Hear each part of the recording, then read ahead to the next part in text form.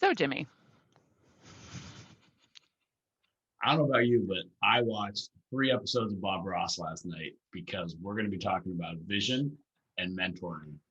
And Bob Ross does it and puts you right to sleep. If I wasn't riding a stationary bike, I would have fallen asleep.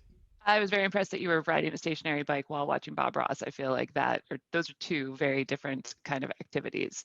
But I would have to say, I was always super intimidated by Bob Ross, to be honest with you, because I'm not much of an artist myself. And he kind of just makes it look super easy. But at the same time, when you actually go to do it, it's harder than you'd think. But the way he guides you makes you feel like you could kind of do anything. If I can quote, 8 simple colors, 2 brushes, 1 palette knife, and an almighty easel. That's all you need. It's all you need. It's all you need. It's super, super easy. I mean, and everything's very happy. He just makes you feel like he makes you feel super confident. I would say that is the one thing, because he really breaks it down for you. So I think if we're talking about the idea of a vision or having a vision for whatever you're trying to do, your next stage of your life, I think the fact that he starts with this blank canvas, he starts with some simple tools, soothing voice, the general idea of where you're going, and he just kind of guides you along the path. I feel like Bob Ross is actually sort of a perfect mentor. You can create any world that you want. Have unlimited power here. Unlimited. All you have to do is believe. He's probably a mentor before people were really thinking about mentors.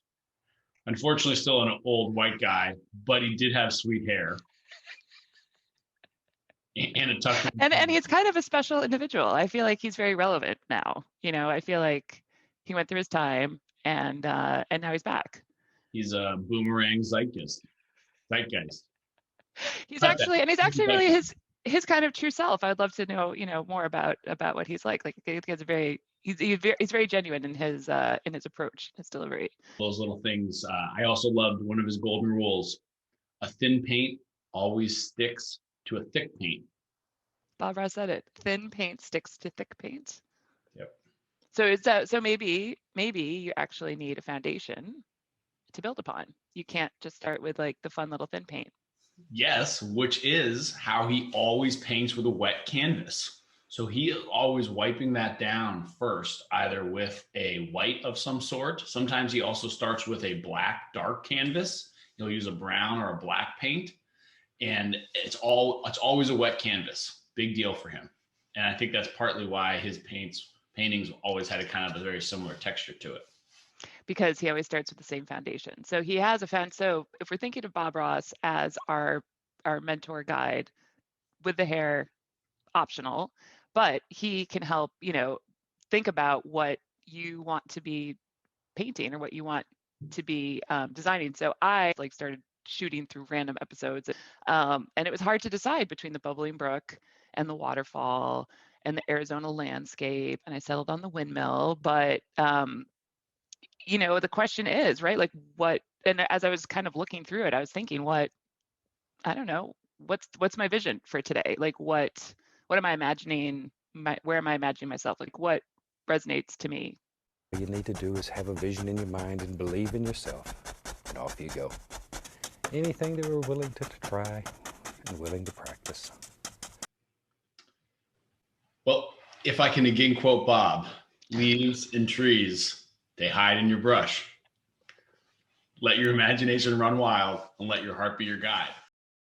Which I think is perfect advice for today, because we're going to find a leaf and a tree and a happy little cloud, and we're going to have 3 keys for mentoring and how that falls directly into a vision, which is really the key base for any kind of mentoring relationship that people are going to get into. Often it comes just so naturally, like little happy like clouds. Leaves and trees. Yeah, popping leaves and trees popping out of the brush. But there really is a purpose and a practice that you can adapt to create a really positive, strong mentoring relationship that is going to go beyond just something that's transactional. So I totally agree. the vision is where do you want to go? And it doesn't matter if it's a bubbling brook or a waterfall or whatever, but I do think Bob Ross is a fantastic idea and character for what is your vision for this relationship. And you have to be bringing something as the mentee, as the believer in yourself. You got to be bringing something that's exciting and entertaining to your mentor. But on top of that, you need to have some vision of how you want this relationship to go. It doesn't have to end up that way, because I'm sure when Bob started with the bubbling brook, he did not know it was going to end up that way. Just have a basic idea in your mind. Take off. It's directional. It's like directional. You're starting with some kind of a direction. You know what the general scene is going to look like, or even just what the sort of vibe of it is going to be. And I love that about being just really open to how it could be maybe different than exactly how you envisioned it, but having a general direction. So it's always a balance, I think, between having it perfect in your mind, what you imagine things are exactly going to look like, and then being open to change. So for me as a mentor, when somebody comes to me with a general direction of where they're trying to go, it's super helpful, because then I can be able to guide them. If they come to me and say, I'm thinking I really want to, be having a cowboy sunset at this particular time, it's a lot easier for me to help pick out the colors or help them think about what that could look like versus just a total blank, wet canvas. I like it. So in the beginning, step one, you need to have a foundational set of colors. And with those colors, you're going to be able to, you have some kind of idea of a picture. And that could be the bubbling brook. To use our analogy, it's really going to be, I have this inflection point in my career, in my life, and I believe that this person can help me through it. And I'm going to set a very broad set of guardrails to begin this conversation. It's not going to be, will you be my mentor? It's not going to say, will you help me get my next job? It's going to be, I'm thinking about X, Y, Z. May I ask you this question about how to approach this step? I love that. I think that's exactly it, because, as the mentor, as Bob Ross, you're just here to provide, a variety of ideas, variety of tools, different ways to get from point A to point B. And I wonder at the end, I was thinking this too, like, does everybody who does Bob Ross paintings end up with the same painting at the end? Probably not. And everybody has their own version of it. So that's, I think, what also is really cool in the idea of, as you're setting your vision as a mentee, you might look towards your mentor and say, oh, they're doing, X, Y, and Z. I want to do something like that. But inevitably, you'll end up doing your own version of it. I do think that we're talking about, so we have 3 points in this, right? So we have our foundation set of colors. We're about to get on what the 2 brushes are. And our last analogy would be the easel. But in the blank canvas is this relationship that you're going to be beginning, this mentoring relationship, and you're going to work towards crafting that relationship without pressure. That's so important. Give it a spark, give it this, general question that is not overly aggressive and not overly vague, and begin to build the relationship first. Don't try to solve I need a new job, I need help with another relationship in my life, I have a problem to solve. Instead, build the relationship first, and that's going to help with this inflection point coming up in your life. So, 2 brushes. Okay. Where do we go with this analogy now? Just shake it off. We've watched enough Bob Ross. It's the thick brush and the thin brush, right? 2.5-inch brush and 1-inch brush. That's all you need. Okay. At least in season 1. And I think we're there with a simple way to have this vision is you have 2 brushes. Find a hobby, and then find something professional you want to link into, and that is going to be your swath of people who you should be reaching out to initially. So I think one of the reasons why people have come to me as a mentor is that there's certain things that I do, or ways that I live my life, that people think could be interesting for them. They'd like to know more about that. So I'm a business owner, I'm a mom, been super lucky, and I've been able to really balance my family and my work. And so I think a lot of people, not just women, look to that and say, this is something that, I would love to be able to have a lot of autonomy in my life so that I can do both of those things. So anyways, or like maybe your vision is somebody who's like a BMX bike superstar, and they're like, or they're 75 years old and they're jumping out of airplanes, or they're, they quit their job and they work at the grocery store and they love it. So pick, you can kind of just check in with yourself and what is it? I call it warmer, warmer, colder, colder, which I know is cheesy, but you see people doing things and you're like, oh, I could totally see that. Or I'm attracted to what this person is doing, or I'm really interested in hearing more. And when I talk to them, I get really excited. When I hear about what they're doing, I get really excited. Actually, these two brushes are like your two circles of a Venn diagram, and that's going to help you find what that person is. If you said, look, I want somebody who's older and active, that's one piece. And my other piece is I want somebody that has had a similar career as an engineer. Kind of almost like what's a lifestyle and a hobby and what's a career, and you combine those two things, and that's going to be a whole lot easier to reach out to, because you're already going to have some overlaps about why you're into both these things. And you can say very genuinely, I hope to become older and active later in life, and I am currently really into pipetting in my college class. I think this is someplace I'd like to go. I'd like to learn from you what you see happening in the biotech industry. And I think that, and I love that combined with what we were talking about earlier, which is the idea of like, you might not know exactly, right? You're not going to say, okay, well, I want this person has to be exactly like this, or I imagine my life being exactly like this. I love that. It's like, just, they're interested in something you're interested in, or they know something about something that you're interested in knowing more about. And how can you start having them help you as you're kind of setting the vision for yourself? And I think we need these at all different times in our life. And I believe it'll bring you fantastic results.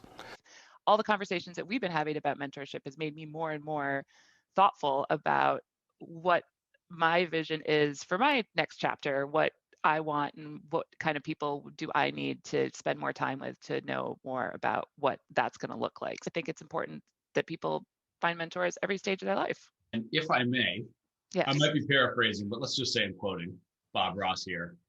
There's no tracing of patterns here. We will paint with our heart, create with our vision right here. Thanks, Bob. He said that? Oh, yeah. What? That's exactly what he's doing. Oh my gosh, Bob Ross is the ultimate mentor. Okay, do we have a third vision point? I'm trying to think. It's the almighty easel. Right, the wet easel. It is the easel. And yes, it always should be addressed first. So it's always wet, okay? And remember, it's in you. You put it on the canvas, let your imagination run wild, let your heart be the guide. Bob Ross quote again. I got more. It's 26 seasons. The dude's got a lot. He's pumping them out. We can only hope.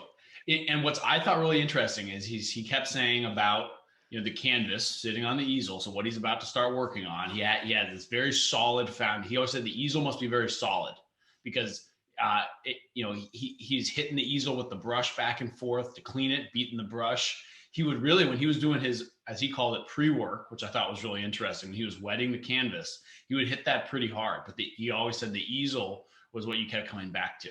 So to me, this comes back to a place of, okay, the easel is going to be holding you up. It is going to be what gives you strength in all your conversations and confidence. But honestly, the most important part about this easel, if we can use this metaphor, it's about being vulnerable. It's about having humility and being real in the interactions as you go into this relationship.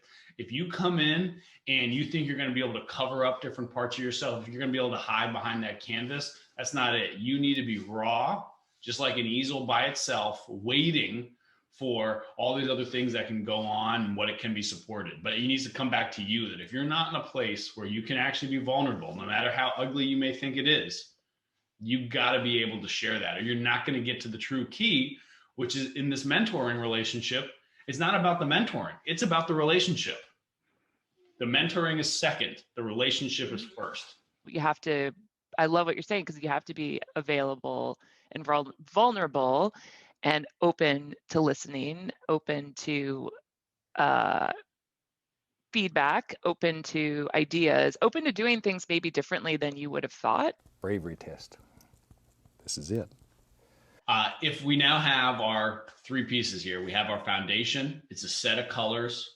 All right. It is going to be these guardrails and general idea of what you're looking for. It's directional, but remember, it's a balance. Yeah, it's not going to be something overly specific. It's going to be something of really, how can we start a relationship? And I know I have this inflection point in my life, which is coming up. 2, and also 2 is the number of brushes. All right. Keeping with our Thick brush, thin brush metaphor. Yep. You're going to have your thin brush, hobby, passion, your thick brush, something professional. Overlap that Venn diagram. You now have a much clearer ocean of people you might want to choose from to dive in and find. And lastly is the easel. This is truly, what is this inflection point or key arc in your life that you want to be ready to share about? But if you aren't coming to the relationship with humility and really being genuine, you're never going to be able to get back to this key point. It is really going to be about you first. And though Easel almost says the word easy, it's not. It's really hard to be able to share, and it can be scary. And I think everybody understands that, and nobody's going to fault you for going out there and really trying to talk about it. Talk about real stuff. And it encourages other people to do that the same. I think as we talk about, it's about the relationship, then the mentor even feels more comfortable to be able to share their own vulnerabilities too, which just augments the mentoring relationship. Augments, good word. Well, Julie, yes. Do you remember how it felt as you were learning to tie your shoes? What's a memory? I still don't really know. You remember the room? You remember the light? Remember what was around? Oh, let's see. Yes, I had cute little Nikes with a little blue stripe. They were white with a little blue stripe. And I can remember being in maybe first grade, so kindergarten, because Nancy Reagan went to my elementary school. She went to my elementary school, so the day I learned how to tie my shoes was also the day that she came. I can remember that very specifically. It was like a big deal that it was a momentous day for me. Oh my God, I love it. Because yes, Bob Ross told me that painting is just a matter of practice, and that those little trees and leaves live in your brush, and practice is going to help get them to come out. Scare them out. They can be hard, work at it, but over time it will just be like tying a shoe. And to me, I honestly took away from that, you might have to reach out to 1, 3, 5 people to find someone that you really want to build a relationship with. It's not about, oh, I got a mentor. No, it's about you have a relationship that is going to help you through this arc in your life, and that you are going to remember that relationship going forward. It's not going to be, oh, we had a transactional good time and I paid for this consultant, or I got drinks with this individual like once a month for 5 months. You're going to look back, even if you're not still in contact, you're going to look back in 6 years and 60 years and go, wow, that was kind of a special thing. I was able to get something more than advice, which probably means you were able to get some confidence out of it and in your decision. And that because you were sharing and being vulnerable, you were able to move towards that vision of the next step in your life. Didn't know you had so much power, did you? You really can do this. Trees and leaves live in your brush. That's like all you need. It's literally it, right? Like that's your potential. Have all the tools that you need. You just need to be vulnerable, have some help along the way to help get you to your vision. And you just got to start. Mm-hmm. It's like volume 1, part 1. You just got to start. Episode 1, volume 1, part 1, episode 1. Easy. Anybody can learn to paint very quickly. What becomes difficult is not how to paint, but what to paint. So learn to compose as you work. That way you have total freedom. You could do anything